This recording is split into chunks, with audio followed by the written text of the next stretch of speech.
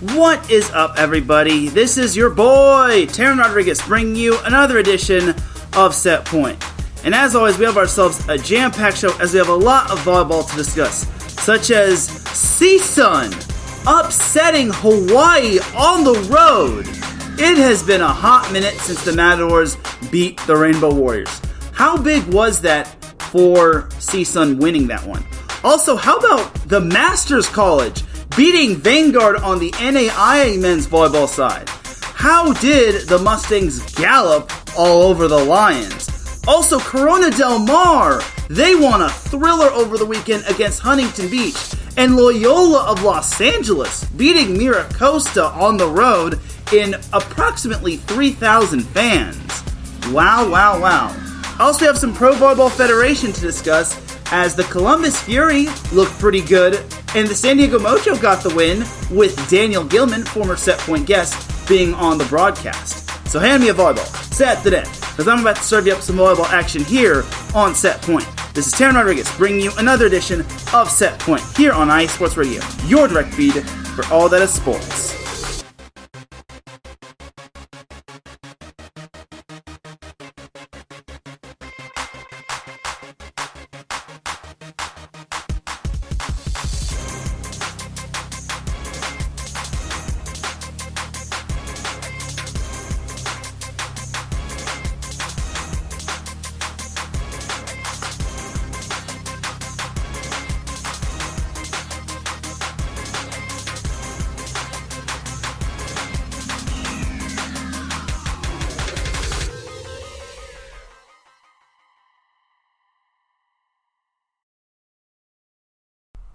And welcome one, welcome all to another edition of Set Point.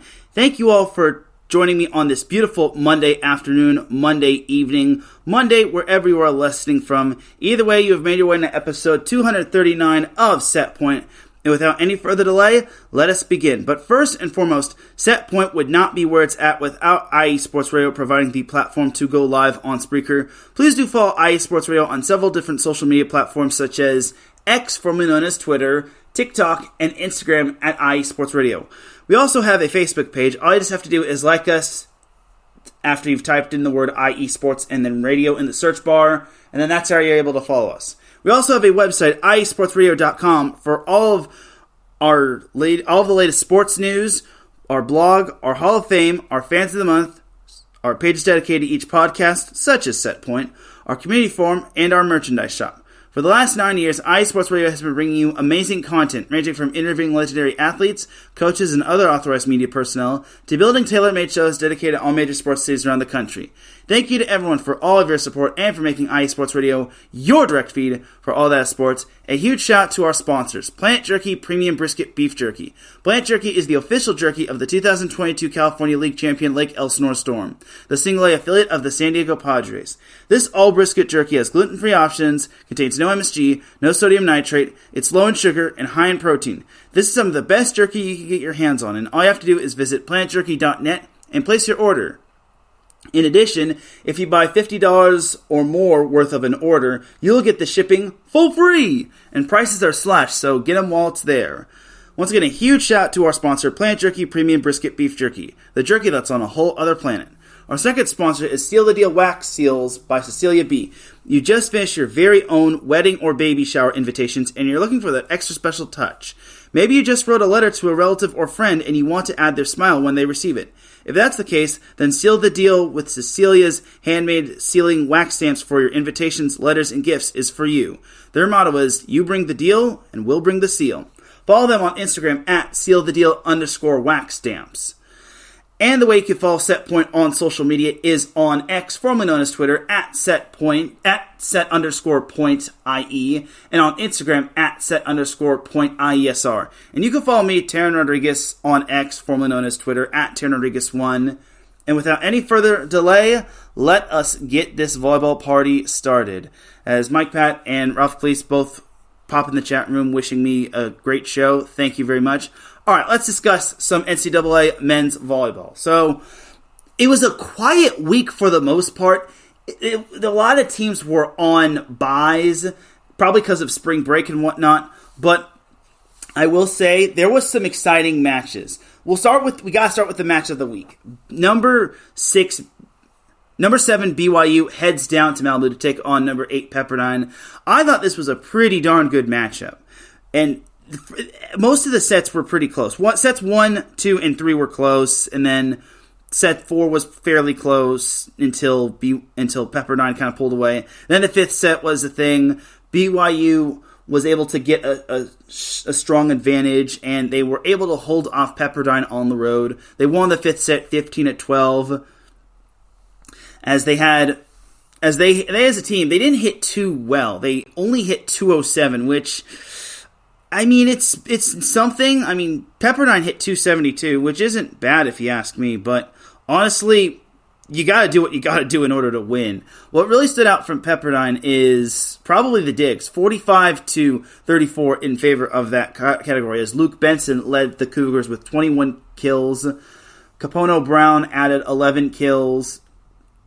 Tyler Herget added 10 digs, which was pretty solid. Ian Little had 4 service aces, which is great for the Cougars. Pepperdine was led by Akinwumi, who had 24 kills and 10 digs.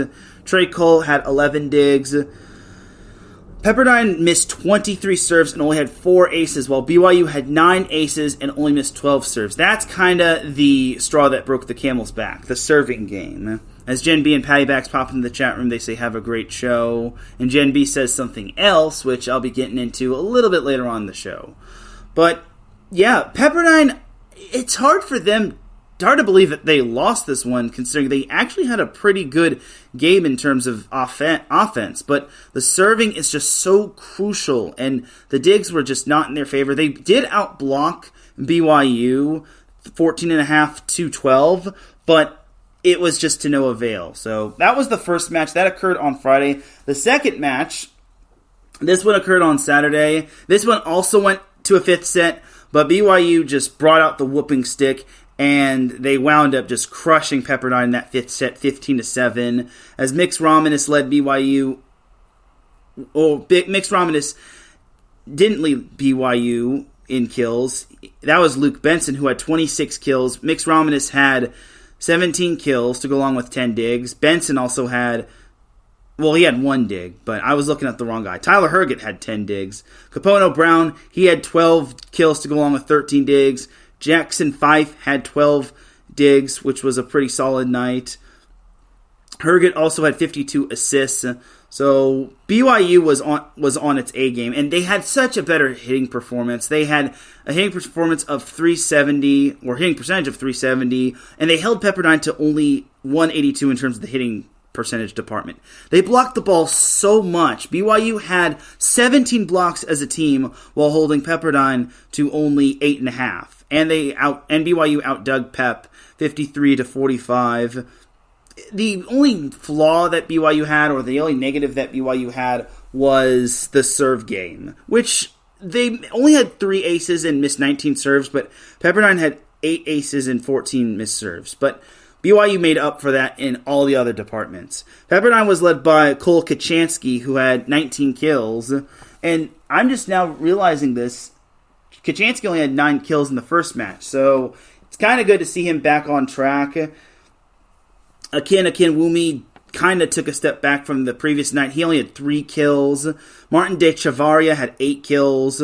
Trey Cole had 13 digs for Pepperdine. So the takeaway for BYU is this. They've proved that they can win outside of Smith Fieldhouse. Not just this time, but previous times as well. But for Pepperdine, my takeaway for them is they kind of needed this one. I mean, with how close the MPSF is in terms of 3 down, 3rd place, and all the way down to 6th place, they need all the wins that they can get. And unfortunately, they just did not do well in this one. And I mean, maybe Stanford is also going to rebound as well, but they're kind of finicky. So all in all, Pepperdine needed this one, and unfortunately they just could not get at least one. They could not defend home court, and that's crucial. Adam Clark also pops in the chat room. He says, good evening, Teran, go Loyola. Yes, go Loyola indeed. We might as well go, you know what, we're going to go to that one. We're actually going to go to Adam's beloved Loyola Ramblers, as they unfortunately were on the wrong side of the spectrum, as they wound up getting upset by McKendree. This one took place in Lebanon, Illinois, and McKendree swept Loyola of Chicago. Now, the first set was actually quite tight, even though McKendree never trailed. There were 7 ties, but the Bearcats took that first set 26-24. McKendree also didn't trail in the second set, even though there were 5 ties. Won that second set 25-18. Then the third set, McKendree wound up winning that one 25-21, despite a little bit of congestion. But McKendree, they're the real deal. It seems like they're kind of the kryptonite for Loyola, because if you remember last year, Loyola lost to McKendree in the first round of the MIVA tournament, as McKendree was led by Tyler Tripp, who had 12 kills. Kevin Shuley added 9 kills. McKendree as a team, they weren't even flashy offensively. They hit 279, but they held Loyola to only a hitting percentage of 218. The digs were pretty high for Loyola. They had 43 digs compared to McKendree's 39.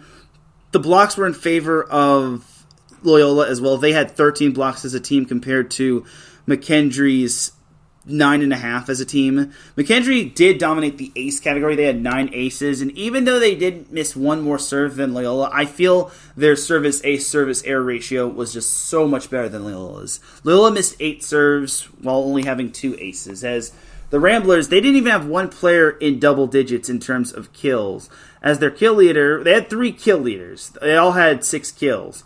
Bryce Robbins had 6 kills, Daniel Fabakovic had 6 kills, and Jake Reed had 6 kills. But unfortunately, Parker Van Buren had himself an off night. He only had 4 kills through 2 sets. So if Loyola wants to win the MIVA tournament, they actually have to have a much better showing than this. They have to. That is just unacceptable to have such a bad showing against a solid McKendree team on the road. But now that we're on the topic of upsets, this was the big upset right here. CSUN, they took down Hawaii in Honolulu. It's been way too long since the Matadors have beaten the Rainbow Warriors on the road. They wound up winning in 4 sets. It was their first win over Hawaii since 2018, a little over 6 years ago. And then it was their first win in Hawaii since 2013. It's been probably 10 years, almost 11 years since CSUN last beat Hawaii. But they were able to do so. The previous night, Hawaii was able to take down a scrappy CSUN team in 4 sets, but CSUN returned the favor. They wound up winning in over 6,839 in attendance. As the Matadors, they narrowly took that first set 25-23. That was kind of the kicker right there. If CSUN doesn't take that first set, I don't know if CSUN wins this one. It's probably going 5, if anything, but I will just say CSUN winning that first set was so crucial. They wound up winning the second set 25-16. There were no lead changes. CSUN led all the way. There were 7 ties, but the Matadors just really kicked it into high gear. And you have to remember, Hawaii does not have Spiros Hakas, as he's out for the remainder of the season, but they still have a lot of weapons on their team. And then the third set, Hawaii kind of woke up, and they eventually took that third set 25-22, and that was good for Hawaii. I definitely thought they were much better than what I was looking at. I at first, when I was looking at them, I was like, am I just this tired, or what's going on with Hawaii? They shouldn't be losing to CSUN at their home place, or CSUN in Honolulu. Because if it was at CSUN, I could kind of understand that, just because they were on the road previously against Long Beach State. But I didn't know, man. And then the fourth set, CSUN kind of dusted themselves off the mat, and they wound up winning the fourth set 25-21, as CSUN was led by Jalen Phillips, who had 17 kills with a hitting percentage of .355. It was his birthday, mind you, so let me just say, the volleyball gods giveth, the volleyball gods taketh, and on the birthday of Jalen Phillips, he managed to get a nice little gift, and he had himself a big night right there. Griffin Walters also added 15 kills. Kyle Hobus had 11 kills. CSUN hit 387 and held Hawaii to only 240, which is pretty impressive if you ask me. The blocks were barely in favor of CSUN, 11.5 to 10.5. The digs were in favor of Hawaii by 6, 32-26. The serving battle was won by Hawaii. They had 6 aces compared to CSUN's 5, and CSUN missed 19 serves compared to Hawaii's 14. It's kind of hard to believe that Hawaii wound up losing that match, considering they served a pretty solid game. But this is where they really missed Spiros Hakas, and they were led by Louis Sakanoko. Yes, I'm pronouncing that first name correctly. It's Louis Sakanoko, who had 19 kills. Alakai Todd had 12 kills. Unfortunately, it just was not enough. But Louis Sakanoko, let me tell you, I think he's going to be a star. And at this point for the season, I think if you're Charlie Wade, you kind of got to give him some reps at the starting position. Just because, well, he's going to be the future along with Tread Rosenthal, who had 41 assists and 5 digs and 2 kills and 4 blocks.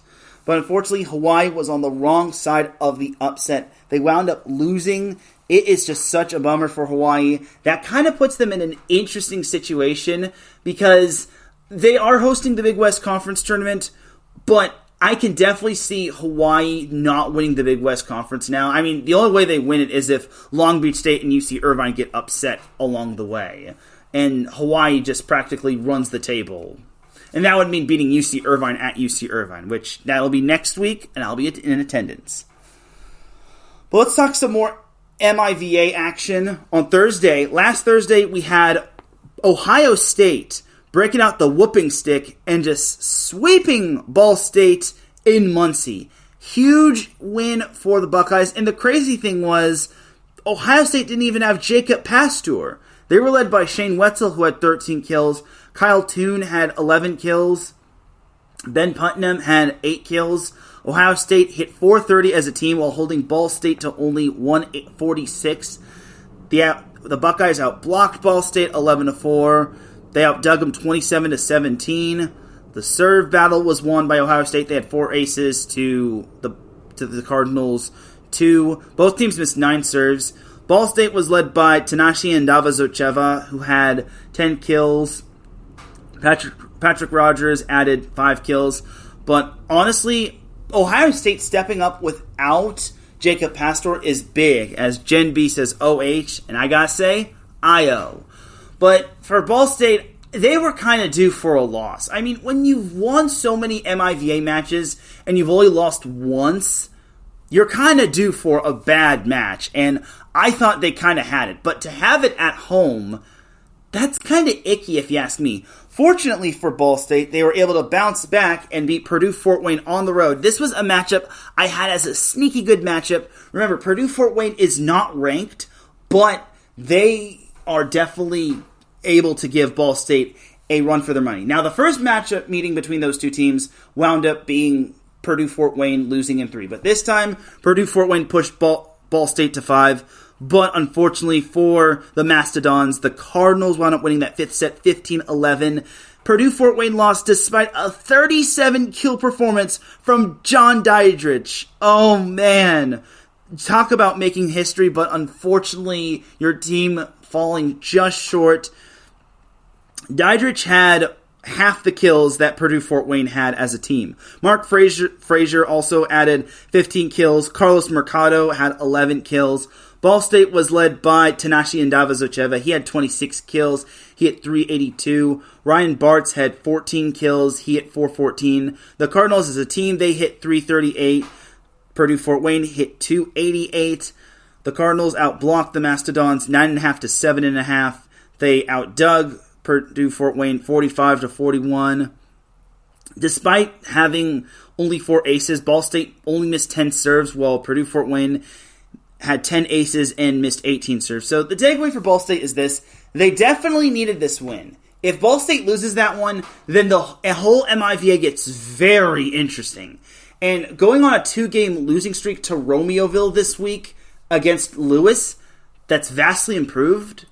That would have been so detrimental for Ball State. I think that would have probably been that could have been the nail in their coffin, because then they would have probably been tied with Loyola in terms of the. Well, actually, no, not Loyola. They still would have been ahead, but Ball State Ball State's lead in the MIVA would have been so loose to the point where, heck, even Loyola and Ohio State could have had a chance to win the conference with 4 losses. They still can, but Ball State, back to them, they really need to get their X's and O's and P's and Q's together. Again, it's a huge week this week. They're on the road against Lewis. They have to come up and rise to the occasion. So I'm just going to say this right here and now. Ball State, they need a big week on the road against Lewis. And then some other action that happened this past week. We had, in non-ranked on ranked play, we had St. Francis taking down Damon in 4 sets on Friday and on Saturday. First place was on the line in the Northeast Conference. Also on Friday, we had Belmont Abbey taking down Mount Olive 3-0. On Saturday, we had North Greenville outlasting Mount Olive in 5 sets. And that was a day after North Greenville lost to Barton in 5 sets. So, Conference of Carolinas play is getting really interesting. And it's such a very interesting year to the point where Belmont Abbey is in first place, and King is just having such a down year. But for North Greenville and Mount Olive, they're still in the hunt to get that regular season conference title and the number 1 seed. The Conference of Carolinas is being sponsored by First Point Volleyball. And then closing off the last week's notable matches, we had Fort Valley State sweeping Edward Waters. It was a first-place showdown in the SIAC. Remember, the SIAC is an automatic qualifier for the NCAA tournament. That was newly implemented this season. So there you have it right there for the notable matches from last week. And we got to go to the AVCA coaches poll for this week. Nothing really, I wouldn't say nothing really changed. The top 5 is still the same 5 teams, but Long Beach State, despite not playing last week, they're still number 1, garnered all 23 first place votes.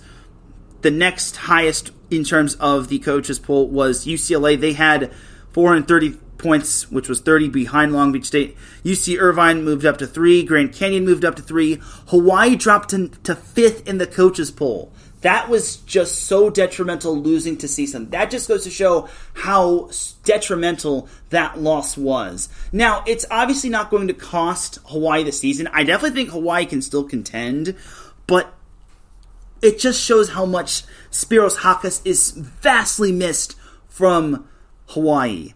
Then 6, 7, 8 were the same. Stanford, BYU, Pepperdine. Ohio State went up a spot after their impressive win over Ball State. Penn State went down a spot to number 10. USC jumped 2 spots, which I thought was a little interesting. USC didn't really play. They only had their alumni match.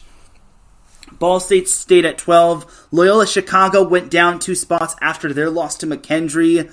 Just a bad week to be a Loyola Chicago fan, but they're still in the hunt for the MIVA crown. Lewis and Princeton both stayed at 14-15. CSUN moved up to number 16 as they were tied for number 18 from the previous week. That win over Hawaii is paying dividends and also can help them in terms of the Big West Conference, just because if you play, it could prove to be the difference, because if they finish last in the conference, they could play the likes of UC Irvine or maybe Hawaii again, and it's so tough to beat Hawaii at Hawaii a second go-around. But CSUN moved up to 16, UC San Diego moved down to 17, McKendree is all alone at 18, George Mason moved down 2 spots to 19, and UC Santa Barbara remains at 20. So that's this week's AVCA coaches poll. Now let's talk about last week's off the block men's volleyball media poll. So Long Beach State was number 1, UCLA 2, Hawaii 3, Grand Canyon 4, UC Irvine 5, BYU and Penn State were tied for 6. Pepperdine 8, Stanford 9, and Ball State 10. So who I voted for, that is pretty much similar to who I voted for in the poll, as I had Penn State ahead of BYU, but it showed that it was basically tight as tight can be, which I thought was pretty amazing if you ask me. And And I actually reminded myself that I have to get my poll in pretty soon as well. So for this week's Off the Block Media poll. But I digress.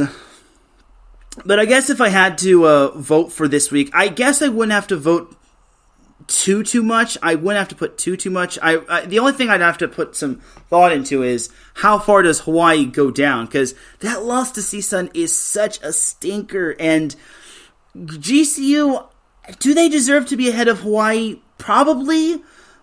I'd have to defer to putting Hawaii at like 5. Let's do the Off the Block Media poll live right now. Long Beach State 1, UCLA 2, Grand Canyon 3, UC Irvine 4. Heck, we could probably put UC Irvine ahead of Grand Canyon, but I'll put Grand Canyon at 3, UC Irvine 4, Hawaii 5, BYU 6, Penn State 7, Pepperdine, we could leave them at 8, Stanford 9, and now this one is interesting. I really want to keep Ball State at 10, but that loss to Ohio State and having to go 5 with Purdue Fort Wayne. Ugh. USC didn't play last week. I don't know if I could put them back on. You know what? They had to go 5 with Purdue Fort Wayne. Let's put Ohio State at 10. So that's my Off the Block Media poll for this week. Long Beach State 1, UCLA 2, Grand Canyon 3, UC Irvine 4, Hawaii 5, BYU 6, Penn State 7, Pepperdine 8, Stanford 9, and Ohio State 10. Alright, but that is going to do it for this week's Off the Block Media poll, as well as the AVCA coaches poll. We'll circle the wagons back to some NCAA men's volleyball toward the tail end of the show. Let's talk a little NCAA Beach Volleyball. So the week 5 got kicked off on Tuesday. As in terms of ranked on ranked matches, we had USC knocking off Hawaii, number 12 Hawaii, 5-0, which I was not surprised by. USC is a very talented team, and this is no knock on Hawaii. I just don't think Hawaii has the true horses to keep up with USC. They're talented, but USC is just stacked across the board in terms of their 1s and 2 pairs. And their 5 pairs can basically be anybody with like Ainsley Riddell or Molly Phillips. And Phillips is just a nightmare one-on-one at the net. And then Ainsley Riddell is just improving her gameplay. So there you have it. Then jumping over to Friday in terms of ranked on ranked matches, TCU took down FIU 3-2 in a semi-thriller. It was pretty close, but I felt TCU had that one for the most part. Number 11, Arizona State took down number 14, Washington 3-2. That was a big win for the Sun Devils. And then number 14, Washington bounced back in a big way as they took down number 13, FIU 4-1. Then on Saturday, number 18, Grand Canyon. This was a big upset right here. They took down number 8, LSU 3-2. It came down to the 1 pair, and that went 3. But the Lopes pulled off their biggest win of the season. That was so big for GCU. And then number 11, Arizona State took down number 13, FIU 4-1. TCU took down Washington in close fashion, winning that 3-2. And then TCU also took down number 11, Arizona State in the Battle of Arizona 3-2. And then this was another big upset right here. Number 12, Hawaii upset number 7, Long Beach State 3-2 as it came down to the final pair and they wound up winning in narrow fashion. It was a 3-set thriller, and that was a huge win for those Rainbow Wahine. Remember when I told you last week that USC matchup was going to pay dividends for the Rainbow Wahine?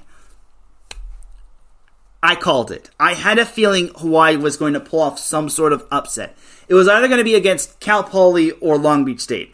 And honestly, for Long Beach State, they had kind of, I won't knock them, but they kind of had the luxury of playing at home. And obviously, you can stay in your own beds, you don't have to travel, but now they had to travel to Northern California to play at Sacramento State and at UC Davis the day after. And unfortunately for Long Beach State, they were on the wrong end of the score. But this is why you get the bad losses out of the way. And losing to Hawaii isn't a big deal, but the day after, well, number 9 Cal Poly kind of showed Long Beach State who's boss in the battle of Sparks versus Sparks. Just kidding. It wasn't Sparks versus Sparks. But regardless, number 9, Cal Poly took down number 7, Long Beach State 4-1. Number 5, Florida State took down number 18, Grand Canyon 3-2. It was also another close one, but the Noles were able to pull out the win as they followed that up with a 4-1 win over number 8, LSU. And then number 9, Cal Poly swept number 12, Hawaii. That was a statement win right there. That was a huge statement win for the Mustangs. And I'm just going to say, I think Cal Poly is the real deal. They know their stuff.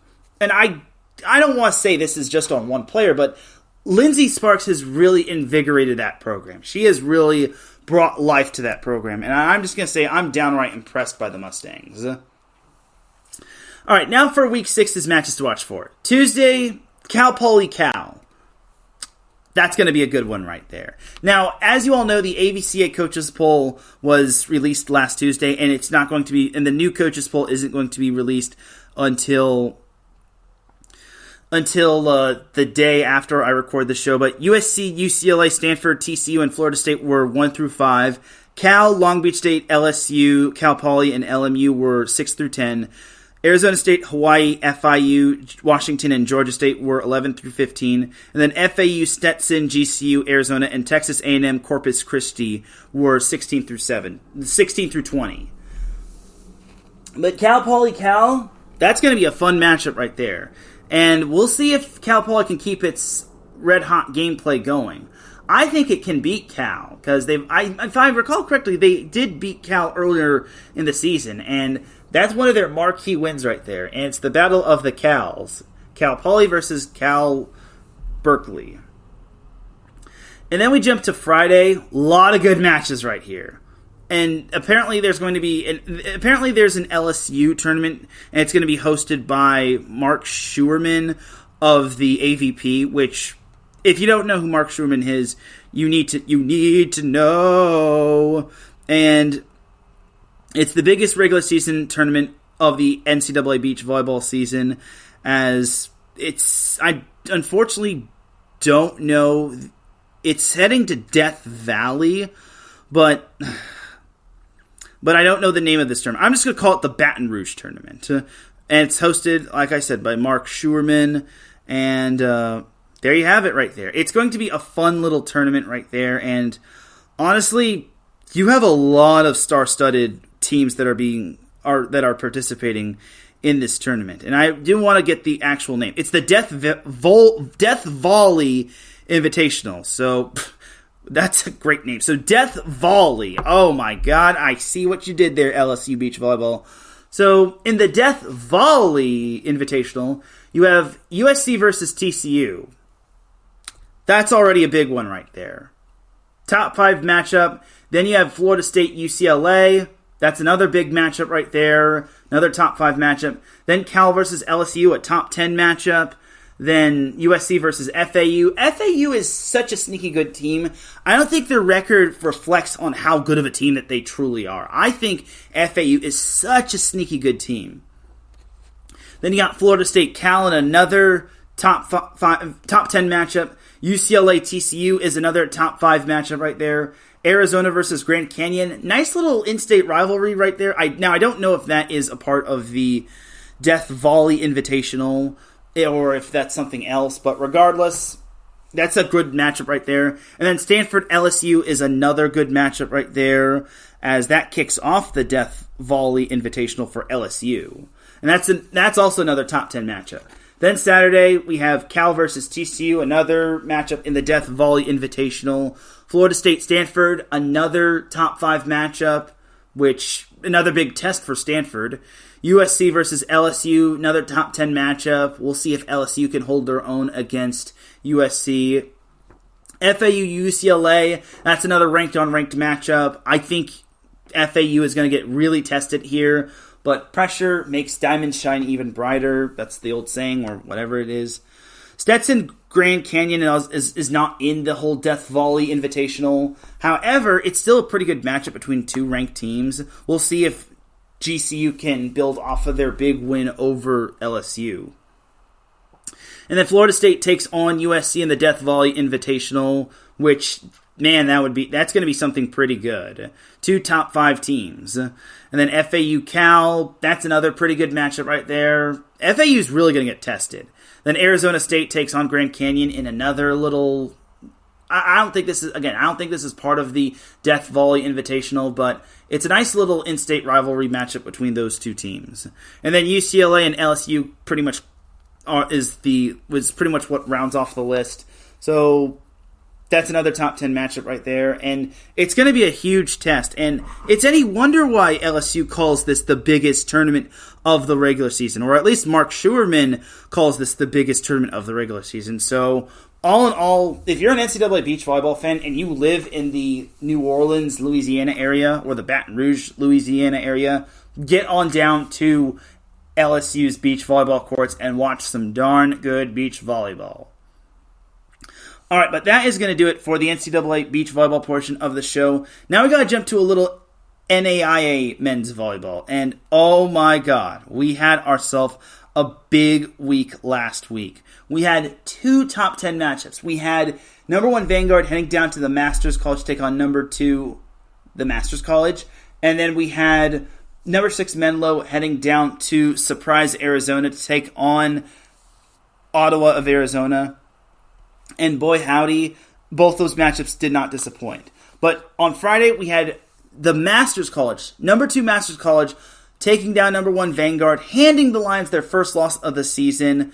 I'm just going to say it was a packed house. From what I was told from Mr. Von Groningen, one of my followers on Instagram, who I definitely want to give him credit for it. Brian Van Groningen, or Von Van Groningen, he definitely showed me a packed house through video clips, and man, that was big right there. 950 in attendance. Now, you're probably thinking, oh, that's not a whole lot, but it kind of is, considering their bleachers are not like Long Beach State's bleachers or the Brent Event Center's bleachers, but that's still a good showing.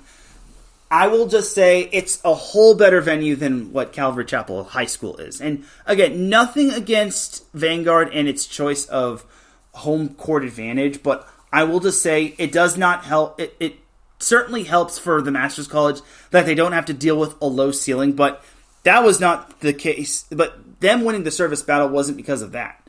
Vanguard did not have 1 service ace, and they missed 20 serves. The Masters College had 5 aces, and they missed 15 serves. I don't know how Vanguard was going to win that one if they had 0 service aces.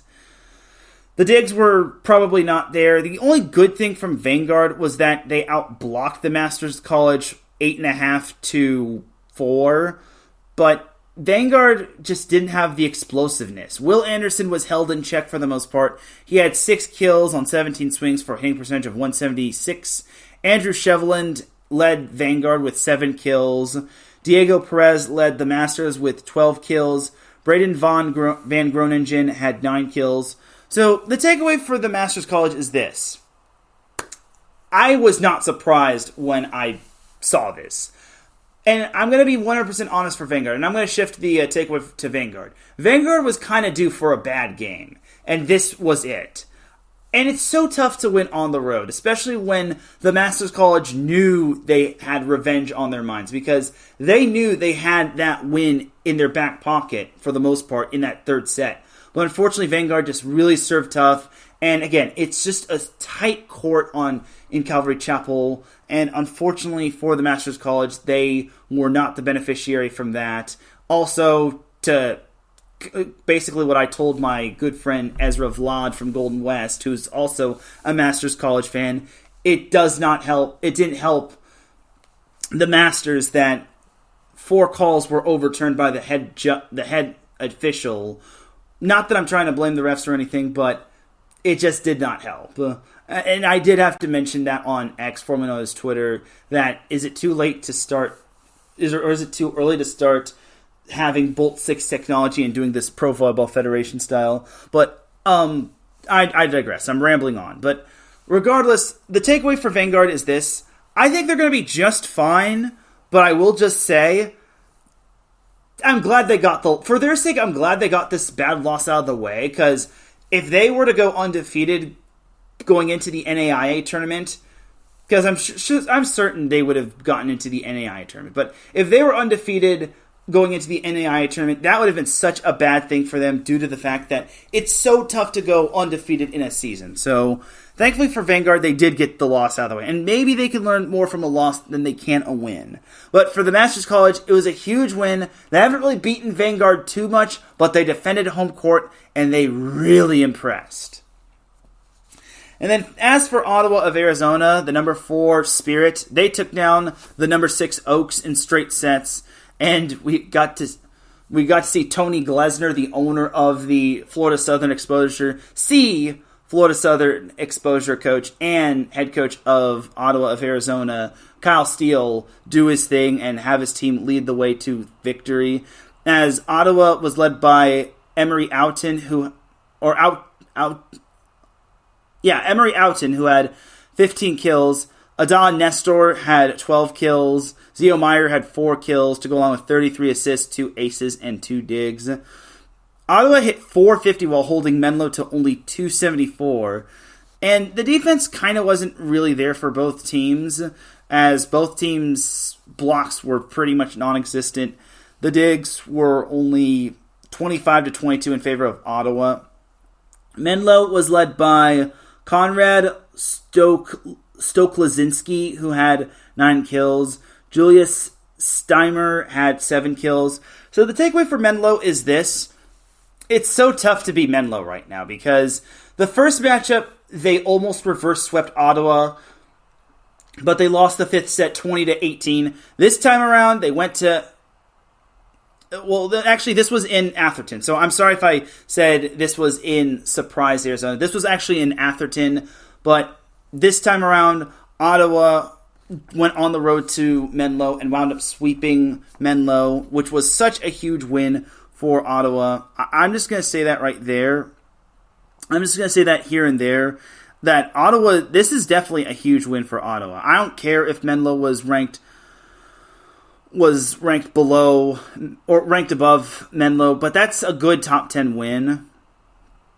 But for Menlo, this conference is just so brutal. 4 of their 5 losses are from this conference, courtesy of the Masters, 2 from Ottawa, and 1 from Vanguard. Fortunately, they should still pose a threat in terms of the NAIA tournament, but unfortunately, it was just not their day, unfortunately. So, sadly for Menlo, they just could not pull out the win on their home floor. And it's just frustrating because Menlo took Ottawa to 5, but unfortunately fell short in that 5th set in Arizona. But this time in Atherton, it just didn't go Menlo's way. So that is that for that little matchup right there. So looking ahead to some notable matchups for this week. So the Masters College is hosting Menlo this week, and the new poll has not come out, but I imagine the Masters College is going to jump to number 1. So Menlo versus Masters College. If Menlo wants to pull off a big win, a top 5 win, this is probably a good chance. And I want to say Menlo Masters College is such a good rivalry. I mean, it's NorCal versus NorCal. I mean, it's kind of an inner, what's the word? An inner city, inner region rivalry. So for Menlo, I feel if they come with the passion of they're kind of our neighborly rival, we cannot lose to this team, they might have a chance to beat the Masters College, but the Masters College is playing some darn good volleyball. And next week, they actually hit the road to Pepperdine to play the Waves. But that's for next week. This week, they've got a big matchup in the GSAC, or Golden State Athletic Conference, as they're tied for Vanguard for first place. And I imagine it's going to boil down to sets, head-to-head sets in terms of tiebreaker. And if you remember, Vanguard reverse swept the Masters, but this time the Masters College was able to sweep Vanguard. So I imagine Vanguard does not have the tiebreaker over the Masters, but we'll have to wait and see. All right, but that's going to do it for some NAIA men's volleyball action. A lot of great action happening this week. I mean, not too great because I think some schools are on spring break, but you got Menlo versus Masters College. That's a big one right there. All right, now let's jump to a little 3C2A action. Now that I was talking about Ezra Vlad and Golden West, I need to talk a little 3C2A men's volleyball action. And, well, unfortunately, I could not make this matchup, but I did get to see it on a live stream for the most part. Number 1 OCC took down number 2 Golden West. Now, I said number 2 Golden West, even though the 3C2A decided to actually update their poll, not when I went live. Thanks, 3C2A. But Vanguard did move, or not Vanguard, Golden West moved down to number 3. They tied for number 3 with Irvine Valley, which I kind of find a little strange, but I digress. San Diego Mesa moved up to 2. Orange Coast was still at 1. The Pirates were able to take down the Rustlers in 4 sets. Now, in the little synopsis that Ezra told me about this game, because I did actually make it to the post game, but Ezra basically said everything clicked for Golden West in that second set. But OCC is just such a great team. And the good thing for Golden West is that as long as they don't have any bad losses to Fullerton or Santiago Canyon, they should be an at-large. In the event where let's say OCC wins the Orange Empire Conference. In the event that IVC and Golden West don't win the Orange Empire Conference, they will basically be the at-larges for the 3C2A playoffs. Because remember, 4 teams go from the Western State Conference, 1 team goes from the Pacific Coast Conference, and then 1 team goes from the Orange Empire Conference, which, I mean, it is what it is. I hope people don't want to say expand the tournament, because what are you going to expand it from? 8 teams, I think, is enough, and there's not enough 3C2A men's volleyball teams altogether to expand the tournament. But this week for 3C2A men's volleyball matches to watch for, this one's a big one. Tied for number 3, Irvine Valley heads down to Costa Mesa to take on number 1 Orange Coast. The 2 teams are tied for first place in the Orange Empire Conference. If you're a fan of 3C2A men's volleyball, this is the match where you want to go. This is basically the true rivalry of 3C2A men's volleyball. OCC versus IVC. Both these teams shared the conference title last year. That just goes to show how big this one is for both teams. And if you remember, Orange Coast had won, I think, 55 straight conference matches before, not including the Orange Empire Conference tournament, because that was postseason, post-COVID. But OCC had won 55 straight conference matches before last year when they lost to Irvine Valley at home in 5. And eventually Irvine Valley was able to outlast the competition and win the Orange Empire Conference automatic qualifier just because they had the higher ranking than OCC, which I don't really agree in terms of that being the tiebreaker. But I will say this matchup this week between Irvine Valley and Orange Coast is so big. And Irvine Valley has the biggest week this week. It's not only playing OCC, they also play Golden West at Irvine Valley on Friday. Now that is such a big game right there. And I imagine Golden West is going to they want to win this one on the back of their mind, because they know a win like that can definitely help them in terms of their ranking.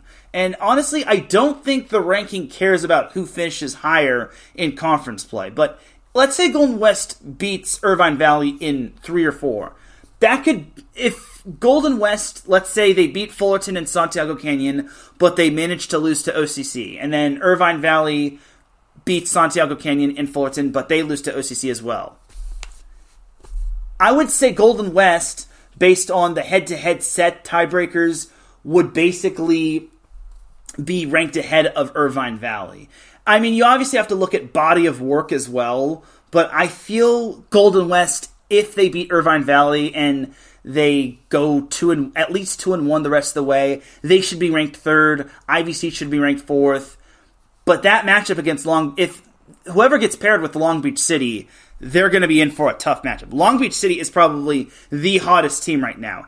Ever since they went 0-4 to start the season, they haven't lost a match since. I definitely think they're going to be repeating as Western State Conference champions.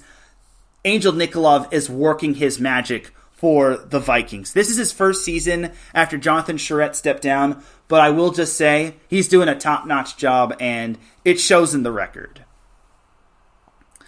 So So I'll be at the Irvine Valley Orange Coast matchup on Wednesday. Definitely expect some updates, and definitely expect some college volleyball scouts to scout these players to see what these players are made of. Because I'm fairly certain we're going to be seeing scouts at like every Golden West, Orange Coast, Irvine Valley, Long Beach City matchup. Maybe for Santa Monica too, and San Diego Mesa.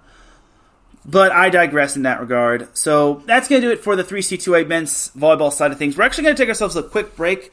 I actually need to go fill out my off-the-block ballot, even though I said it over the air. But when we come back, we're going to be talking some high school boys volleyball and what I probably could have covered as the high school boys volleyball match of the year. Then we'll talk some Pro Volleyball Federation and then week 13 of the NCAA men's volleyball season. So keep it locked here. You are listening to Set Point here on IE Sports Radio, your direct feed for all that sports. We'll be right back after this.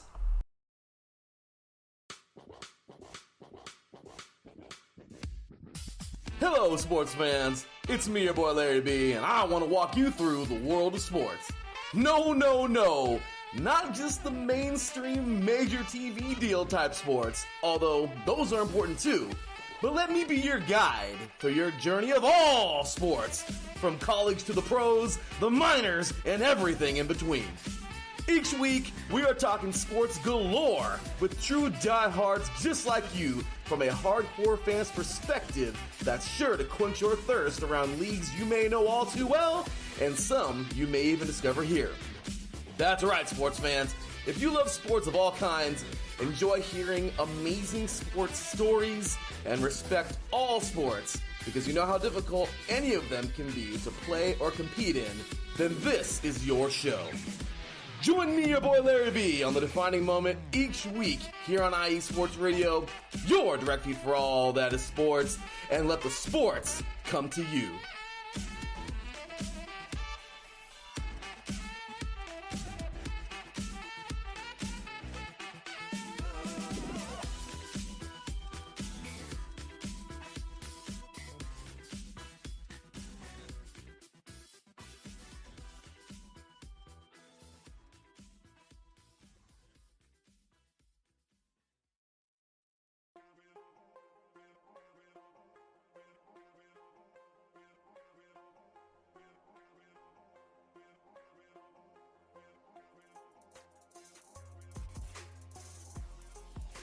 Hello, ladies and sinners.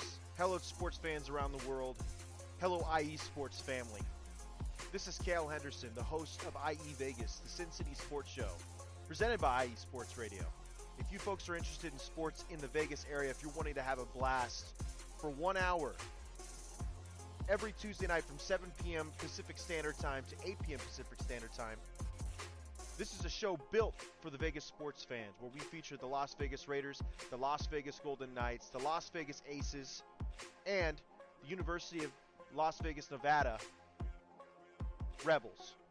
Hopefully, fingers crossed, MLB team coming soon. Either way, if you folks are looking to have a blast for 1 hour each and every week, tune in Tuesday, 7 p.m. Pacific Standard Time to 8 p.m. Pacific Standard Time.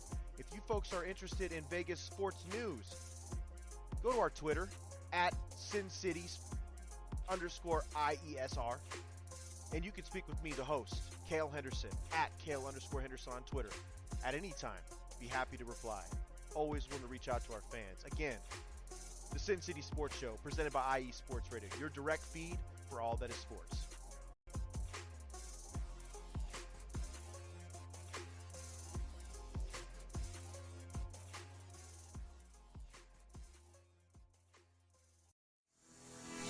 Sports fans, do you like teams that are tough, cities that are tougher, and fan bases that are passionate about their teams? How about teams that are historic and stadiums that are iconic? Then you belong in Chicago, and you need to check out Chi-Town Weekly. Join me, Adam Kernan, every week as we keep up with all things Chicago sports. Bears, Bulls, Blackhawks, Cubs, White Sox. We'll cover them all, plus more. The Windy City is always buzzing, and we'll keep you up on all the big games and major stories. So tune in to Chi-Town Weekly every week right here on IE Sports Radio, your direct feed for all that is sports.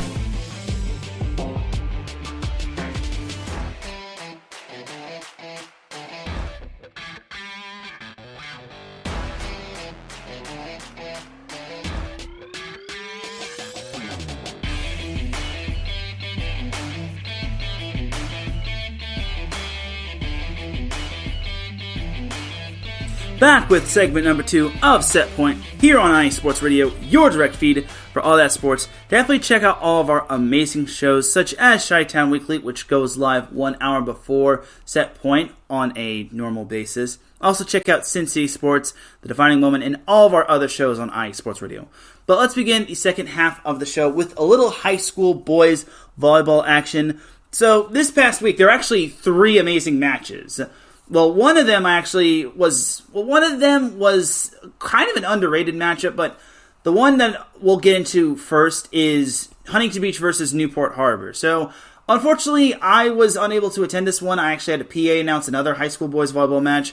But from what I saw, it was a great match, and Newport Harbor took down Huntington Beach in 4 sets, 25-23, 21-25, 25-14, and 25-17, as Riggs Guy, bound for UC Santa Barbara, led the way with 22 kills. And they actually got a little bit of help offensively as Henry Clemo made his debut. Now, he's actually a transfer from Mater Dei, and this was his first match with the Sailors, as unfortunately he couldn't play previously due to the transfer portal, or not the transfer portal, the sit-out period.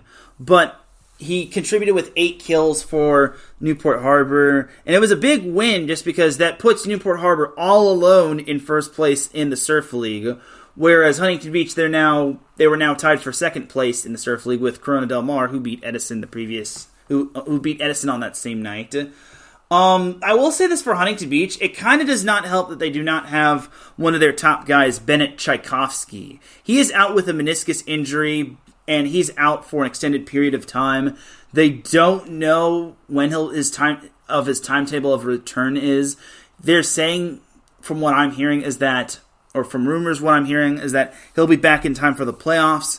The same can be said for Newport Harbor, though. They have been without Jack Von Der A, who's bound for USC, and that's kind of one of their big offensive guys, and he definitely works the right side really well. So I'm not certain. From what I'm hearing, Von Der A could be back for the postseason. He could also be out for the entire season.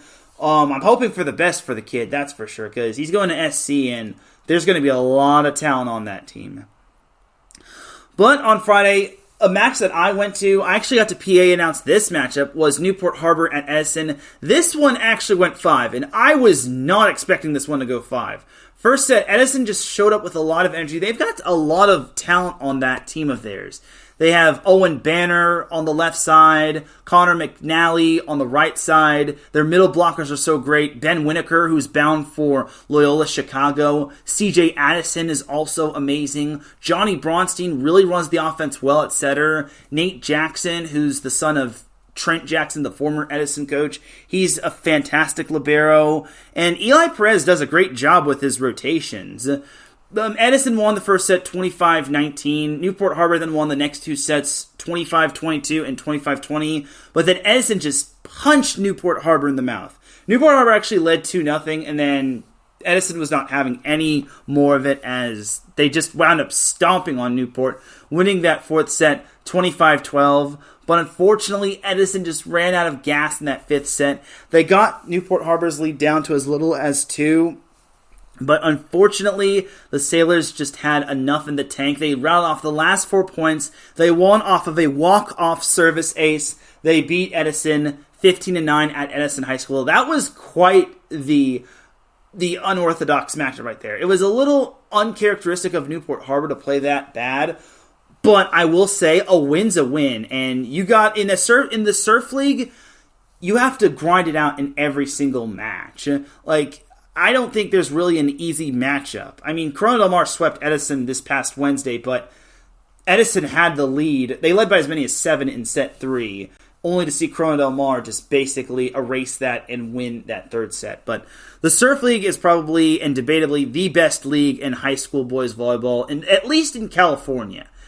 In the state, that's still up for debate, not the state. In the nation, that's still up for debate, but in the state, it's 100% guaranteed. Also on Friday, this was another big match right here. Loyola of Los Angeles took on Mira Costa of Manhattan Beach in the South Bay Showdown. There was approximately 3,000 in attendance. 3,000 in attendance for this high school boys volleyball matchup. Yes, 3,000 in attendance for a high school boys volleyball matchup in Manhattan Beach at Mira Costa High School. It was such a great atmosphere. I wish I could have gone to this, but I had a PA announce to make my money. Loyola wound up winning the match in 4 sets, 25-23, 23-25, 25-16, and 25-17. It was a huge win for Loyola, as they're actually ranked behind Mira Costa in the CIF Southern Section standing, or CIF Southern Section polls. But it was a huge, huge game for Sean Kelly, who he had 30 kills. And remember, he's bound for UCLA. Unfortunately, he decommitted from Princeton, and that's unfortunately for Princeton, but fortunately for UCLA, he's going to UCLA, as Sean Kelly had 30 kills. 30 kills. That dude was practically Superman, and he basically just willed Loyola to the win. It was such an impressive win, and even Michael Boley said it best in terms of an article. He said, or the game story, we're the top 2 teams in the country. Still a little debatable, but I will say Loyola and Costa definitely look like they're playing the part of it. And honestly, it was a great matchup right there. And I will give Loyola a lot of credit. They really held Victor Loyola of Mira Costa in check. He only had, I think it was 5 or 6 kills. And if Victor Loyola has a bad night against a big-time team like Loyola, it's not going to end well for Mira Costa. So Loyola really had the game plan nailed down. Sean Kelly did a great job of battling Loyola one-on-one. Victor Loyola, for that matter. But honestly, that's such a huge win for Loyola. Winning on the road in that atmosphere, that's so big. And a lot of teams have their rivalries, like Loyola, especially in boys volleyball, like Loyola, Mira Costa, Newport Harbor, Corona Del Mar, Mater Dei Servite. The list goes on and on. I think this one is kind of up for debate. I think Loyola, Mira Costa is probably one of the better rivalries in high school boys volleyball. I think that and Newport Harbor, Corona Del Mar is just so on par with one another. They're like this close. But that's a huge win for Loyola of Los Angeles, as they and Newport Harbor are now number 1 in the most recent CIF Southern Section boys volleyball poll. Closing off the week of volleyball on Saturday, this past Saturday, it was the Rocky Ciarelli Memorial or Invitational, as Huntington Beach High School hosted this event, and it was to pay tribute to the late Rocky Ciarelli, who was just an amazing coach. He touched the lives of so many athletes, so many coaches, and so many people, such as myself. And Huntington Beach High School wanted to do something in his honor. It was a well-run event by Craig Pizzanti, head coach of Huntington Beach High School boys volleyball and former Set Point guest, as well as Andrew Mabry, who's the head coach of Newport Harbor. I got to PA announce one of the matches. I got to PA announce Edison versus Tesoro. Edison wound up winning that one 19-25, 25-22, 25-20. I think it was like 25-20. No, 19-25, 25-21, 25-22, and 25-21. I don't have box scores in front of me, but it was pretty much along those lines. If not, set 2 was 25-22, and then set 3 was 25-21, and then set 4 was 25-22. Because I remember perfectly. Tesoro was up by 1 in that 4th set, but then Edison wound up rattling off 4 straight points and just ending the match right there. It was a big win for Edison, because they actually lost to Tesoro twice prior to that this season. And then Newport Harbor took down Redondo Union 25-23, 25-23, 23-25, and 25-21. It's a little passable for Newport Harbor because they were in such a tight match, considering they had not had 24 hours of rest and recovery from that previous match against Edison. So understandable if some are like, well, why did Newport Harbor play Redondo Union that close? Well, because Newport Harbor was battling fatigue, but Riggs Guy had himself a great game. Jack Berry also had himself a great game. It was a great match for Newport Harbor. Redondo Union has some studs on their team. Their lineup was like mostly sophomores and juniors, but I will just say Redondo Union is going to have a bright future next season. Kevin Norman is doing some big things in the South Bay. Also, shout out to my boy Tommy Chaffins.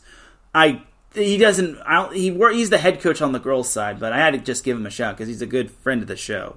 And then we had the final match of the Rocky Ciarelli Invitational. We had Corona Del Mar versus Huntington Beach in what I think could be the high school boys volleyball match of the year. It went 5 for starters, and at the end of the fourth set, Ryan Gant was able to win the set for Corona Del Mar 25-23. There was a little argument at the end as Craig Pizzanti obviously wanted an explanation from the refs. I want to say he wanted an explanation on how he thought that Ryan Gant was over. I didn't get what he was arguing with the refs over, but I digress. And then came the fifth set. Oh my gosh. Fifth set was just wild and crazy. I just could not believe the high level of this. Corona Del Mar led 14-13, and then Jake Pizzanti, Craig's son, gets a little dinged up. It looked like he was having cramps. He was able to stay in the match, and then after that little mini injury timeout, Craig Pizzanti uses his final timeout, and then on the serve, Ryan Gant, I shouldn't have said his name, but unfortunately for Corona Del Mar and Ryan Gant, he misses the serves at the top of the tape, and it just goes to deuce from there. Eventually, Huntington Beach had a match point. I want to say it was at like 18-17, I want to say. But it was somewhere down the line of it was just somewhere down the line of in the mid-teens, and if not the high teens right there. But it was just so crazy. And yeah, it was 16-15 when Huntington Beach had match point. And this is what kind of separates the smart coaches from the good coaches. The really smart coaches from the smart coaches. Katie Thompson kept her timeouts. Well, Katie Thompson, the head coach of Corona Del Mar, she kept her timeouts in her pocket. She didn't call them in a panic, but she kept both of her timeouts in dire need. She took the first one when Huntington Beach led 16-15. Eventually, Corona Del Mar dodged that match point from Huntington Beach. And then at 20, I think it was 23-22 in the match. It was just... Yeah, it was 23-22 in favor of Huntington Beach. Katie had called her second timeout. That is a big brain moment right there. She kept her timeouts in case that were to happen. Because Huntington Beach was winning a lot of rallies, and they were keeping themselves in that match. Eventually, Corona Del Mar wound up dodging another Huntington Beach match point, and eventually they wound up winning the fifth set 27-25. Keep in mind, the fifth set goes to 15 points, and you must win by 2. Corona Del Mar won at 27-25. Now, obviously, that is not the highest fifth set we've seen in all of volleyball, as you have to remember, there was an NCAA women's volleyball match that ended 36-34, courtesy of Evansville beating UIC this past NCAA women's volleyball season. So they kind of had a little bit more of a thriller of a match, but this has to be one of the higher scoring fifth sets in terms of high school boys volleyball, or high school volleyball in general. So just a bunch of amazing rallies. These statistics were courtesy of Katie Thompson, and their official stats. Sterling Foley, who's bound for USC, had 38 kills. This dude literally carried Corona Del Mar and then some. Daniel Booker, a freshman middle blocker, he had 10 kills, and Brady Gant, the little brother of Ryan Gant, he had 9 kills. It was such a huge win for Corona Del Mar. It's the difference between being in second place behind Newport Harbor and being in third place 2 games back of Newport Harbor. And for Huntington Beach, this is just one of those matches where you wish you had Bennett Tchaikovsky. If they have Bennett Tchaikovsky, I don't know if Corona Del Mar wins this one. But I will just say, Sterling Foley is not human. He literally had half of Corona Del Mar's kills, and the dude literally he did not want to lose. I could see it in his eyes. His passion for losing, he does not want to lose. His passion for winning is just unmatched, and USC is getting a beast of a player. All right, but that's that for some high school boys volleyball. So the matchups to watch for this week, one is actually currently going on right now. It is Mira Costa taking on Corona Del Mar at Corona Del Mar. I was actually thinking of going to that matchup, but I could not move my podcast to another day. So I feel bad for former set point guest Katie Thompson, but it is what it is. So that's going to do it for some high school boys volleyball. Now let's discuss some Pro Volleyball Federation. We will recap Week 9. If I said Week 9 from last week, I apologize. This week is the Week 9 recap. So Week 9 started last Wednesday when the Grand Rapids Rise took down the Columbus Fury at Nationwide Arena in Columbus, 25-20, 25-18, 19-25, and 32-30. Oh, how Columbus wishes they could have forced a fifth set. Columbus had 3 set points, but unfortunately they just could not force that fifth set. Grand Rapids needed 4 match points, but they eventually were able to get it, and they were able to end the match. And oh man, once again, Columbus Fury just don't have an answer for Grand Rapids Rise. Kind of like how the San Diego Mojo have the answer for Grand Rapids Rise. As Emilia Dimitrova led the Rise with 23 kills, 4 blocks, and 12 digs. Claire Chaussee had 16 kills. Ashley Evans, 43 assists and 13 digs. Sarah Sponsel had 13 digs. Megan Courtney Lush led the way for the Fury. She had 14 kills and 12 digs. Asia O'Neal had 13 kills. Good to see her healthy. Sam Drexel had 11 kills and 16 digs. Tori Stringer had 49 assists and 12 digs.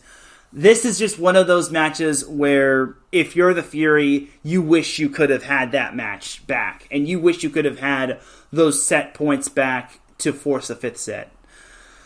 And yes, Gen B, unfortunately, the Grand Rapids Rise is the kryptonite to the Columbus Fury. But on the bright side of things, for the time being, the San Diego Mojo are the kryptonite to the Grand Rapids Rise. Then on Thursday, we didn't really miss much of this matchup. The Atlanta Vibe swept the Orlando Valkyries 25-17, 25-13, and 25-20. Leah Edmond led the Vibe with 17 kills and 9 digs. Anna Lazareva had 13 kills, 2 blocks, and 14 digs. Marley Monserrat had 43 assists and 12 digs. Morgan Hentz had 14 digs. Orlando had 3 different players with 5 kills to lead the team in that department. Kaz Brown had 4 blocks to go along with those 5 kills. Carly Graham had 21 assists to go along with 11 digs. And Georgia Murphy had 14 digs. Atlanta almost doubled Orlando in terms of kills. Atlanta had 51 kills compared to Orlando's 26. I hate to say this, but this was definitely not the best matchup ever. I mean, I know the Orlando Valkyries just were on the road. That's totally understandable. But to put up this stinker in a league where only the top 4 teams go to the playoffs, and you're kind of in that limbo with the Vegas Thrill and the Grand Rapids Rise and the Columbus Fury and the San Diego Mojo, you have to rise to the occasion, even if it's on the road. And then on Sunday, we had probably one of the bigger wins for this team. The Columbus Fury knocked off the Atlanta Vibe 25-22, 27-29, 25-21, and 25-23. The Fury were actually down 23-22, and it was at that moment I was thinking, is this one going to go 5? Nope. The Fury tied it up at 23-23, and they ended it with 2 straight blocks. And yeah, that was such a huge win for the Fury, beating the Vibe at Nationwide Arena. That was such a huge win, as Reagan Cooper had 22 kills. She had 14 digs. Asia O'Neal had a 630 attack percentage with 17 kills to boot. Megan Courtney Lush had 8 kills and 3 blocks. Tori Stringer, 51 assists and 10 digs. And Valeria Leon had 16 digs. Tori Stringer is paying dividends for the Columbus Fury, and that trade is really working out for the Fury. For the Vibe, they were led by Leah Edmond, who had 17 kills, 9 digs, and 3 blocks. Anna Lazareva led the kill department with 19 kills. Shelly Fanning had 10 kills to go along with 3 blocks. Marley Monserrat had 50 assists to go along with 16 digs. And Morgan Hentz had 14 digs. So the Vibe is going to want to have this match back. And just like the Fury did with that matchup, they'd love to have that 4th set back. But for the Fury, this was such a big win for them, and it just goes to show that you just can't... This is a prime example of picking yourself up off the mat and dusting yourself off. And I will just say, it's a huge win for the Fury. So they've beaten the Omaha Supernovas, and now they've beaten the Atlanta Vibe. So I will just say for the Fury, if they stay healthy, this team could actually pose a threat. This team could be a dark horse of winning the entire Pro Volleyball Federation. I mean, everyone is putting their money on the Atlanta Vibe and the Omaha Supernovas, but do not count out that Columbus Fury. They are about to unleash the Fury on everybody. And Jen B says that she loves Tori Stringer, who's actually the daughter of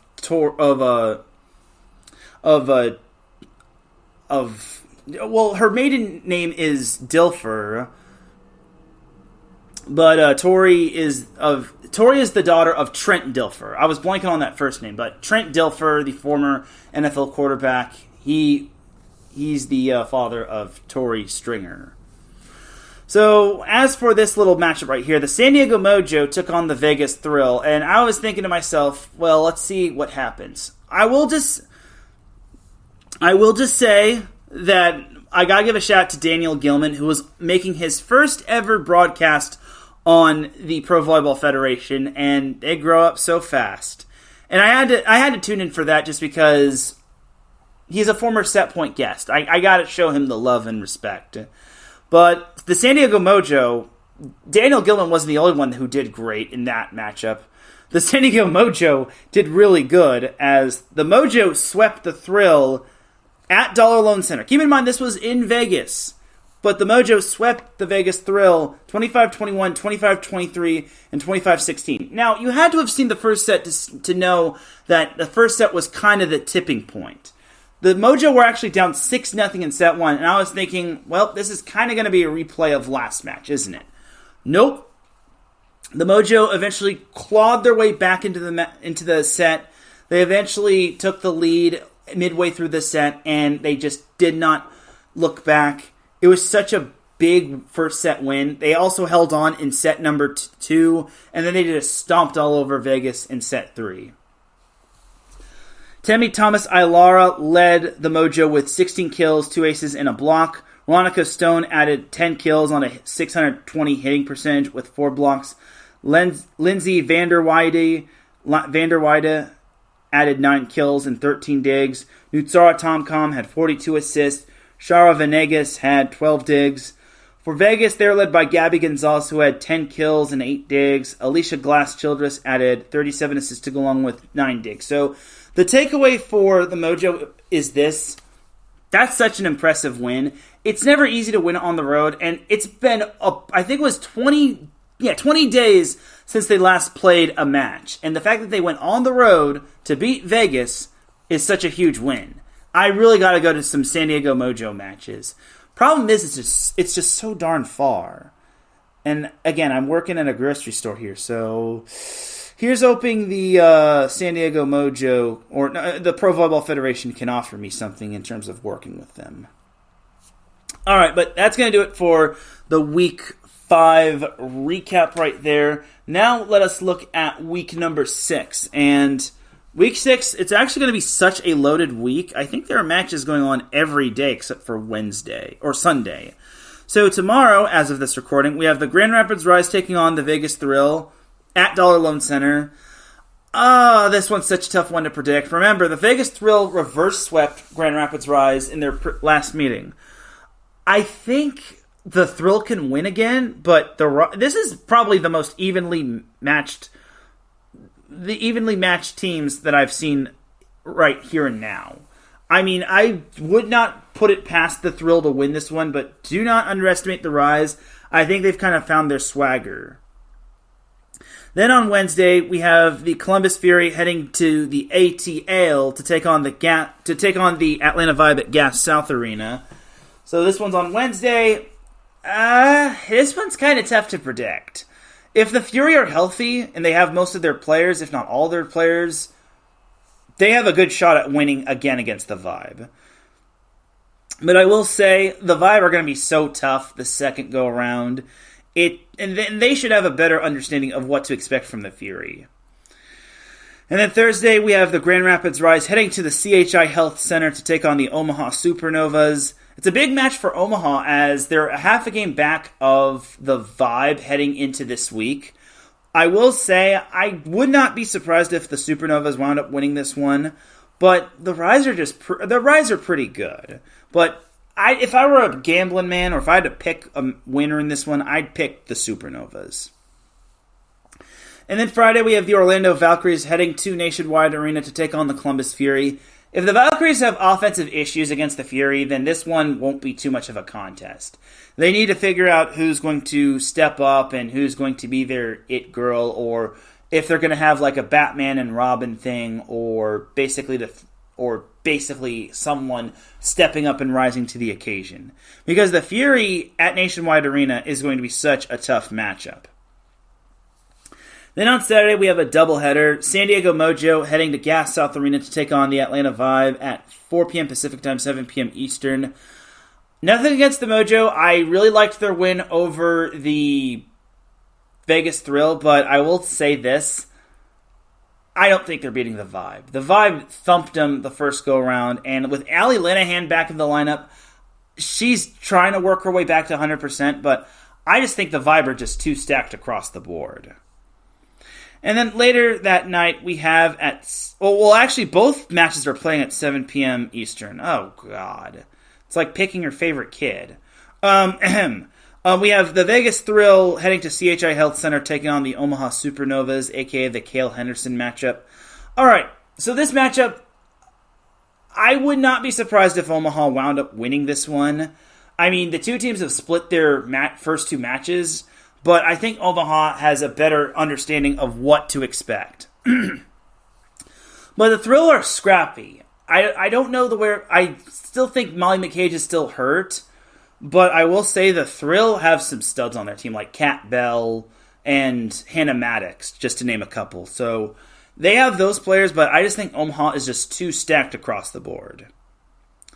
And then Monday, to close off week number 10, can't believe we're already in week 10. We have the Atlanta Vibe taking on the Grand Rapids Rise at Van Andel Arena. All right, this is going to be another interesting matchup. The Rise did beat the Vibe in the previous matchup, but I think the Vibe could be ready for this one. Like, the Rise are such an inconsistent team. One week they're looking really impressive, and then the next week they're taking a step back. My apologies. But I will just say, this one's going to be a great one. I wouldn't put it past the Rise to win this one, but the Vibe just looks so tempting to pick. But I think we're in for a lot of good matches this week. We have 7 matches this week, because the week 10 starts tomorrow. As of this recording, this is being recorded on Monday, so we'll see what happens this week. As looking at the standings, like I just mentioned, the Atlanta Vibe are a half a game ahead of the Omaha Supernovas. The Vibe are 9-4. The Omaha Supernovas are 8-4. The Columbus Fury and Grand Rapids Rise are both 5-5. Though I kind of wonder why the Rise aren't ahead of the Fury, considering they have the head-to-head tiebreakers. But I digress. The Orlando Valkyries are 5th at 5-8, along with the Vegas Thrill, and then the San Diego Mojo are 3-6. So Week 10 is about to begin, and it's going to be fun times in the Pro Volleyball Federation. We're getting closer to playoff time, and as of this recording, if you're listening live, the Pro Volleyball Federation has a super special announcement in I think, tomorrow's match. So you might want to tune into that matchup tomorrow between the Grand Rapids Rise and the Vegas Thrill. Or just keep your eyes peeled. I want to say it could be an idea of where the Final Four is going to be held or the semifinals is going to be held, but it's not certain. All right, but that's going to do it for the Pro Volleyball Federation portion of the show. All right, let's discuss the NCAA Men's Volleyball Week 13 preview, and then I'll send you all on your way. So I already released the video of what the matches were to watch for. I'm just going to say it took probably 70 attempts to get perfectly. So please do check it out. Please do share that, and please just look at it, and please show me some love. I need it. My voice is shot after 70-ish attempts. Anyway, thank you for listening to my TED Talk. Now for NCAA men's volleyball. Thursday, we get the ranked-on-ranked action started with number 12 Ball State taking on number 14 Lewis. The two are also playing each other on Saturday in Romeoville. Both matches are in Romeoville. But this is a big week for Ball State. They have to win both these matches, if not one of these matches, to stay ahead of the pack of Ohio State and Loyola of Chicago. But Lewis is so improved. They are not to be underestimated. This isn't your grandfather's Lewis. This isn't the Lewis of the mid-2000s that faced Loyola in the national championship, but this is a Lewis team that is pretty darn good, and Dan Friend has done an amazing job with that program. Also on Thursday in the MIVA, we have number 9 Ohio State heading down to Lebanon to take on number 18 McKendree. This is kind of an interesting matchup. So McKendree still has a shot to win the conference, but it's a long shot. Ohio State has a much better chance at winning the conference, but they cannot underestimate McKendree. They cannot get sucked into the pit trap that is McKendree only being ranked 18th in the AVCA coaches poll. Ohio State has had its inconsistencies, and I would not be surprised if McKendree made Ohio State swept, and I don't know the whereabouts of Jacob Pastor. If Ohio State has Jacob Pastor, they should be fine, but if he's not 100%, then other players on the Buckeyes have to step up.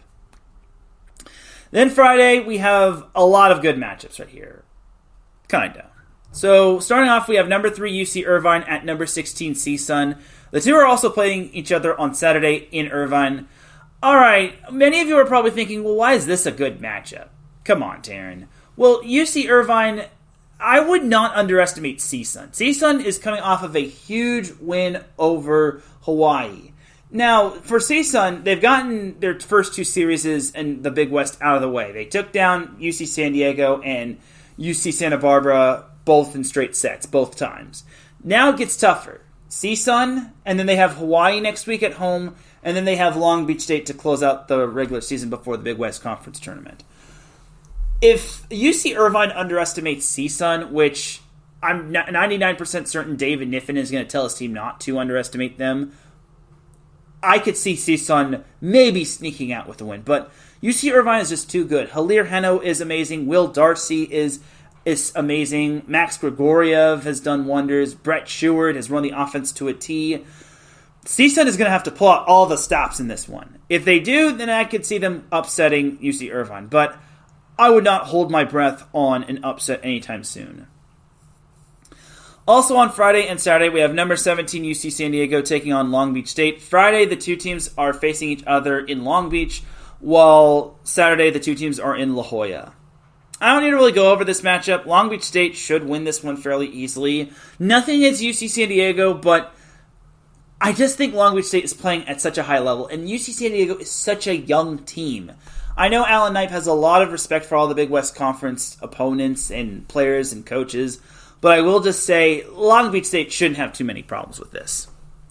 And then also on Friday and Saturday, we have number 20 UC Santa Barbara heading to Honolulu to take on number 5 Hawaii. So this week is senior night week for Hawaii, and we all know how packed the Stan Sheriff Center can get on senior night for Hawaii. I'm just going to say this. Hawaii should bounce back this week. Again, nothing personal against UC Santa Barbara, but Just Bianchi cannot carry that team by himself. Just like how Spiros Hopkins couldn't carry Hawaii by himself. But the difference between Hawaii and UC Santa Barbara is that Hawaii has multiple guys that can put the ball down, like Kurt Neuster, Guillerme Voss, Alakai Todd, Keone Tim, Louis Sakanoko, Tread Rosenthal, if he puts down the ball via dump. I'm just saying, Hawaii is just super deep this season. I mean, they're not as deep as they were last year with Jakob Tele, Anspiros Hakas, and Dimitrios Muklias, but I will say, Hawaii is still up there. they need a bounce-back week. They cannot afford another loss in the Big West Conference. Then Friday and Saturday, heading to the EIVA, we have Harvard heading down to Happy Valley to take on number 10 Penn State, both matches. Now, Harvard's actually a half a game back of Penn State. Let that sink in right there. If it weren't for Princeton beating Harvard in expected fashion, kinda, I think we could be seeing a first-place battle here between two undefeated teams, the EIVA. But I will say, Harvard did not lose a whole lot to graduation. They have some studs on that team. But I would not put it past Penn State to win this one, but I'm 99% certain Penn State's not going to underestimate Harvard.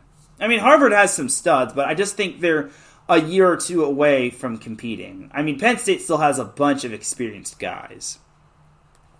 Then Friday, Saturday, we have my match and series of the week. Number 6, Stanford, heading down to Los Angeles to take on number 2, UCLA. All right.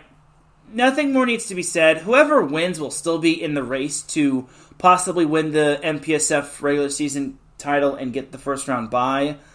But I will say for Stanford, I feel their ship has kind of sailed for the MPSF crown. They lost twice to GCU. They lost once to Pepperdine. They cannot afford any more losses than the MPSF. And now they have to go on the road to take on UCLA, which Paul Pavilion is going to be rocking. We'll see what happens. I mean, I wouldn't put past UCLA to win at least one match, but Stanford could be a tricky matchup. Stanford is a very talented team. The problem is that Will Rotman hasn't been healthy throughout the entire season, but he's back on the court, and we'll see what happens with Stanford and the Rotmans. Then, heading to Saturday, we have number 15 Princeton heading down to Fairfax, Virginia to take on number 19 George Mason. All right, this could be the difference between possibly being the 3 seed and being the 4 seed of the EIVA tournament. If you're the 3 seed, then you could, or the 2 seed for that matter, you could be avoiding Penn State until the EIVA tournament final. If you're the 4 seed, you could be seeing Penn State in the EIVA semifinals. And that's no good, especially since Penn State could be hosting. Excuse me for 1 second. Sorry about that. But I will just say, this matchup is so big. Princeton wound up winning the first matchup, but this time it's going to be in Fairfax. I would not put it past George Mason to possibly win this matchup. And then closing off the Week 13 matches to watch for, number 8 Pepperdine at number 11 USC. This is going to be a fun matchup. I think this is going to be a great matchup. It's at Galen Center. Last time it was in Malibu. I will just say this for USC. They won't have to deal with Pepperdine's lower ceiling. Like, Galen Center does not have a low ceiling like Pepperdine's gymnasium is. No offense to Pepperdine, of course. But I will say USC has been mostly consistent in Galen Center this season. I would not be surprised if USC wound up winning, but I will say this. Pepperdine is such a sneaky good team. I would not put it past Pepperdine to win on the road. I think Pepperdine has kind of found their footing. Yes, last week was a rough week, losing to the likes of BYU, but BYU is so good. I think for Pepperdine, it's a big test for both USC and Pepperdine. But we'll see what happens. But that's going to do it for the Week 13 matches to watch for. And ladies and gentlemen, that is going to do it for this week's episode of Set Point. It is time to drop the beat, as I'm about to dip like a banana in chocolate. You feel me? Thank you, everyone, for tuning in to Set Point. I really do appreciate everybody tuning in. If you listen live, I appreciate you. If you listen on the playback, I appreciate you. If you listen at work, I appreciate you. If you listen at any time, any place, anywhere, I so greatly appreciate you. Share the show.